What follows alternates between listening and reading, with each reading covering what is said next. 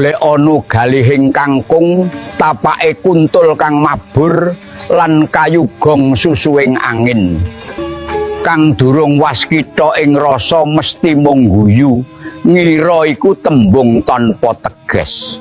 Nanging sejate kuwi dudu pitakon kanggo nalar kang kasar, nanging sanepan kanggo nyuwek pepetenging batin. Akeh manungsa kumalungkung rumangsa wis mangerteni urip mung merga akeh maca, akeh weruh lan akeh wicara. Padahal kang digugu dudu bebener, nanging mung karep lan pamrihe dhewe.